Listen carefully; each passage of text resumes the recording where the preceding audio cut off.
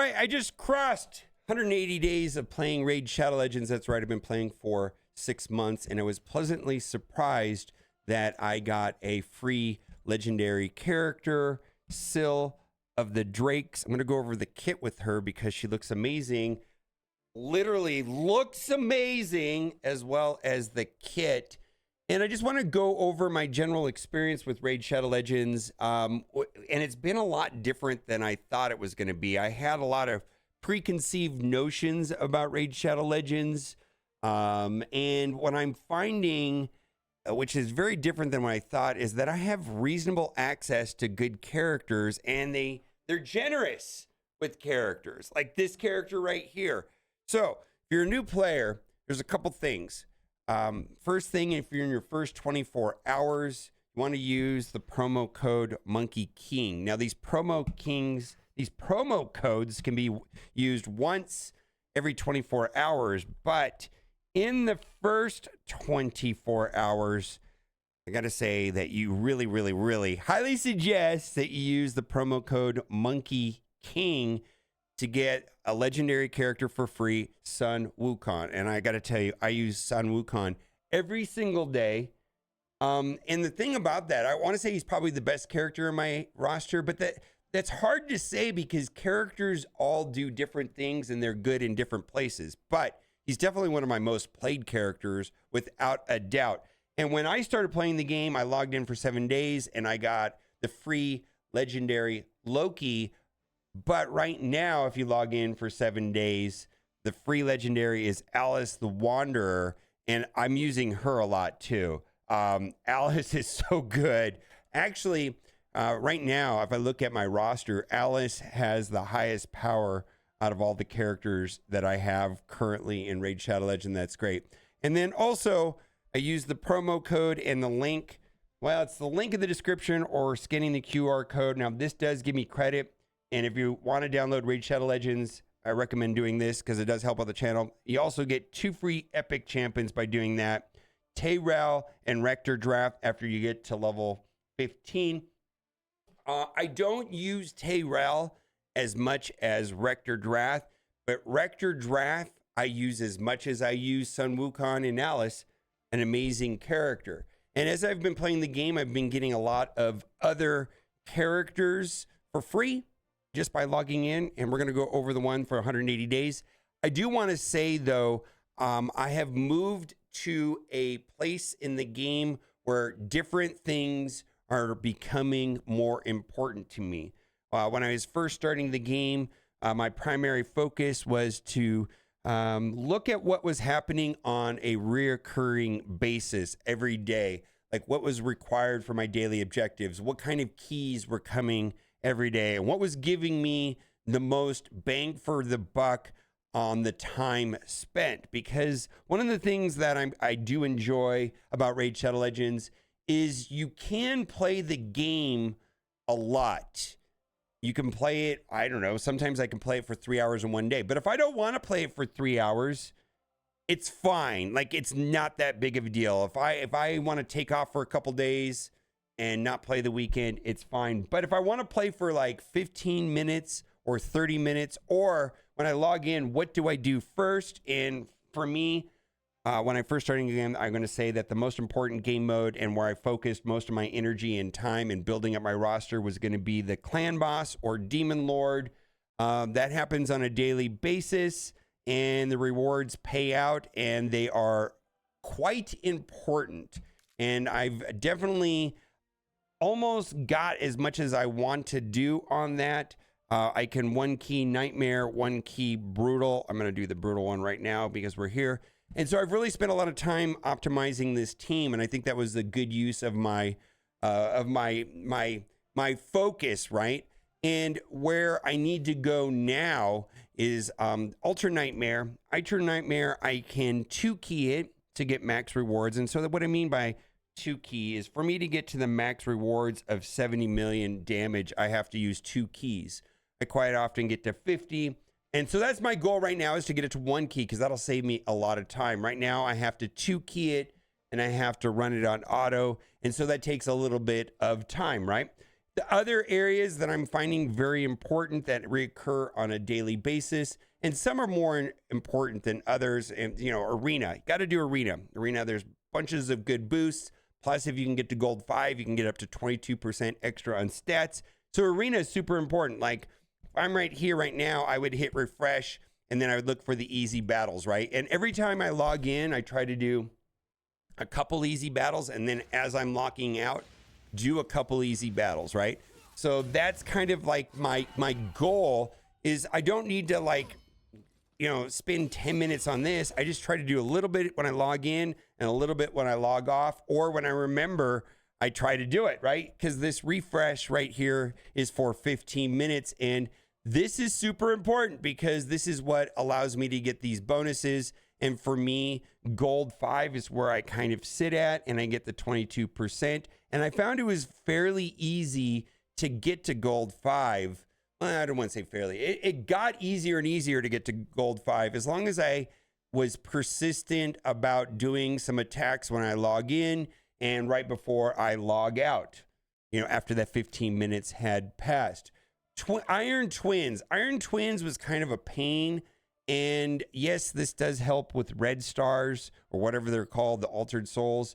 But at the same time, like I'm doing this every day, and I don't know if that's where I would focus initially. I feel like my time was better spent focusing on Demon Lord and then Arena, right? That's just the way it is. And there's so many other things, but I think that's where I focused. And then I started pivoting to Faction Wars. So I'm in a different place now.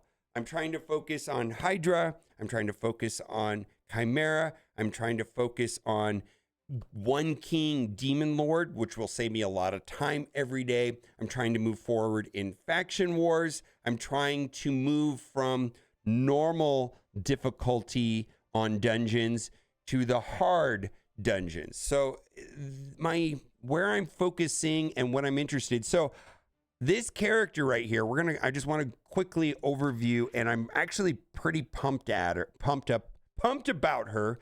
Daily login rewards. She's the 180-day reward. And this looks pretty interesting. Boundless Life. This is a passive. Heals all allies by 10% of the max HP at the start of each turn. Beautiful. Absolutely beautiful. That's going to happen passively. I have one character that does that right now. Doom Priest also places a 30% increased speed buff on a random ally for 2 turns. It's a turn-based game. Speed. Speed is proving to be one of the most important stats in Raid Shadow Legends.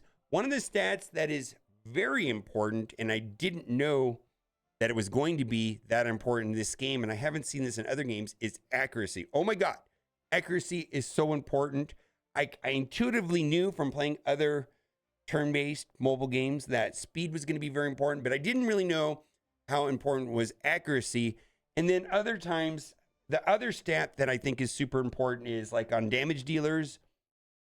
And I guess this is a no-brainer for a lot of people. A lot of people are going to say, duh, you didn't know this. But for me, it wasn't super obvious that focusing on crit rate and getting it to 100% and then focusing on crit damage was more important than focusing on attack. You know, it's just the way that it's set up, is that crit rate and crit damage is more important as far as damage output. So increased speed. Yes, very good. So we've already got 2 bonuses right here. 2 things that I think are quite amazing.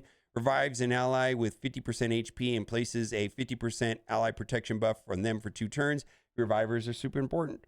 So this is a 6-turn cooldown, and then with the books, I can get it to a 4-turn cooldown. Now, the way that I look at this is an opportunity to save books. So let's say I decide to book Scyl of the Drakes. I'm focusing on these cooldown abilities, and I'm going to guess when I go through this, I have to look a little bit closely. Some abilities are more important than others, and if one of them is perceived by me to not be important, then I may be able to save a couple books, because this cooldown thing is super important. And the way that it works is like she has 3 abilities. So when I put a book on her, it randomly goes to one of the abilities. And sometimes it's not that important. Maybe it'll do like 5% extra damage or whatever, right? And this cooldown, though, is monstrous because it goes from 6 down to 4. Let's go to the next ability, which is what they call an A2. I still like to call this an ultimate, and this right here is special, but they call it A3, A2, A1, and then passives are still passives. But here is the A2 special. Attack all enemies 2 times. Each hit has a 20% chance of placing a stun debuff for 1 turn. Damage is based on defense. Now, this is not super important to me right now because this doesn't help against bosses. Most bosses are immune to stun.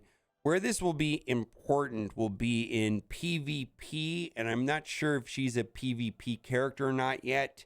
We'll have to look into that. But this is mostly against waves, where, you know, there's 3 waves of characters. So there's 2 places in the game where I'm experiencing waves, where I'm struggling at times, and that is going to be inside of Doom Tower and the Cursed City. Now, the way that this reads is attack all enemies 2 times. Each hit has a 20% chance of placing a stun debuff for 1 turn. And it looks like that percent chance could ramp up. So like the way it works without any books is 20% times 2. So let's just call it 40%. The buff debuff chance goes up by 5 and then another 10. So fully booked out, that moves this up to 35% chance. Times 2 is 70%. And if you're hitting 5 enemies, well, then maybe 3 of them will be stunned. I just loose math. This is what I was talking about. So this looks important, right? Because not only does this make this stun chance become nearly twice as good, and well, not quite twice as good, but it also will go from a 4-turn cooldown to a 3-turn cooldown. And like that is pretty significant as well, having it be able to come up more often. So the thing that the counterpoint to this is that there's definitely waves on some of the areas, but largely where I'm struggling right now is not with waves. Where I am struggling is with bosses, and this is not going to be super helpful for bosses. Like, I'll give an example right now. Barbarians. So I'm guessing that this is a no-brainer for faction wars. Generally in faction wars, revivers are no-brainers because then you can get to 3 stars because you could revive the characters. So, and the max on faction wars is 21 waves, and the 21st wave is a boss. And on barbarians, I can only get to 20, and that's mostly based off of my Loki, which was the free login legendary when I started playing the game. This is going to make a difference in that because maybe I can revive the characters long enough to make it through that final 21st level. But in the meantime, right now on level 20, I'm really struggling to do that on auto because I'm finding that Loki's AI is not good. I have to save the cooldown for the ability. Well, I just say it's not good. We don't want to talk about Loki right now. So this could make just going through on 20 a lot easier. So for right now, the way I'm looking at this, like, I'm upgrading this character no matter what. I don't know if I want to put books on it yet, but just a minimum for Doom Tower and Faction Wars, I'm going to get benefit. If she helps me cruise through Faction Wars, that's going to be great. Let's look at the basic attack here. Attack one enemy has a 20% chance of placing a 30% decreased speed debuff for 2 turns. Okay, so that is bonkers good, specifically against bosses that you can put speed down. The trap there is that sometimes going from normal to hard difficulty, for example, on Spider, that works. And then when I go to the hard difficulty, that doesn't work. Also has a 30% chance of decreasing the target's turn meter by 15%. And that's going to be some bosses you can use that, some bosses you can't. And I don't know all of those off the top of my head, but I do know that it can be super effective in certain situations. But I'm also finding that going from normal to hard, that is not as good. So what I normally do is I go to a website called Hell Hades, And this is a website that I am on quite a bit. And I'm going to guess that this is going to be very well reviewed. Whoa, didn't expect 4.5. I was thinking closer to 4 would have been my prediction. 4.5. Where does she shine? Doom Tower. Yep. All right, so this is an interesting thing right here. She does well in the normal dungeons, but not the hard mode. And unfortunately, that's not where I need a lot of help currently. But if I was struggling in the normal dungeons, the good news is if I would have got to 180 days and I was still struggling in the normal dungeons, this would have provided a solution to me to get through normal spider. Now, there's still some opportunity to play normal dungeons, specifically on level 20, for example, on spider. Level 20 is the most efficient place to get silver. And there are situations in tournaments where optimizing your energy spent for points will be at, let's see, normal spider 20 and so on. And it's very nuanced what we're talking about here. I just wanted to make you aware that there is a situation. I'm largely ignoring that because if I can do hard, I can get mythical gear and the better gear. So I'm going to opt for not doing normal 20, like when there's an event for spider, because I want to go into spider and play as up to, well, I think in spider I can get to 10, right? Hard 10, because I need the gear, right? And that gear is super important to allow me to do other things that are hard, and getting the, it's super rare to get mythical, and then you got to get the right mythical and the right character and the right stats. I mean, it's a drop of daily acquiring gear and hoping that you get a couple useful pieces. And so I'm more interested in that right now in the game. So Doom Tower, where else? So Doom Tower, I really struggle against Scarab King, 3.5. That's not great. Eternal Dragon, I don't really struggle. Dark Fae, I kind of got a loose plan. I can't auto Dark Fae. So there are some ways of getting through that. And I think she's also going to be very useful inside of Curse City, specifically the waves. Now, something I was talking about with Kat, my wife, who plays Raid Shadow Legends also, is this book value. She's like, 10 for 10 book value. It's like, yeah, I know what that means. What that means is that the character gets a lot better, and there's value in putting books on her, which to me is not an advantage. I would prefer a character that is amazing, and whether you put the books on them or not doesn't really matter. And then I could put books on other characters, because that's one of the biggest scarcity of things is books, specifically legendary books in the entire game. And so this means that the Drake, Scyl of the Drakes, gets a lot of value from using books. But, and that's clearly seen here. Cooldown there, cooldown there, cooldown there. I got to tell you, for me, what I would be doing when I put books on this character, I'm hoping that all of the books land on the special and the ultimate. And then if I get to like this level 5 on the special, and I have both of the ultimates done right here with the level 1 and level 2, and it didn't proc all of the basic ones, I'd probably stop, and I could potentially save, a couple books. Maybe I could save 3 books. For me, that never happens, but there's a handful of times that happened. And it's something that I look at before I book a character, is like, is there a way to save books? Do I really need this maxed out? Probably not.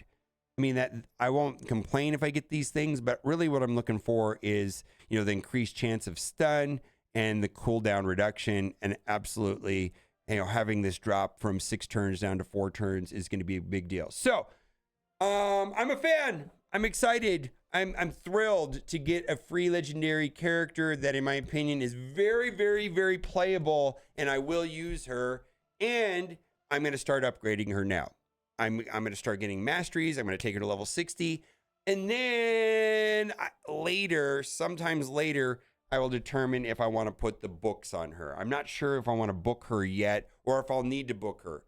That is something that I have to be very aware of when to do, because it is a very scarce resource. All right. Well, if you've not done so already, click the link in the description or scan the QR code to get your journey in Raid Shadow Legends started with a pretty significant boost to your account, Rector Drath and Tayrell. Use the promo code Monkey King within the first 24 hours to get Sun Wukong. And by logging in for 7 days, you'll get Alice the Wanderer. 2 legendaries, 2 epics. Best time to start playing Raid Shadow Legends. Bye for now.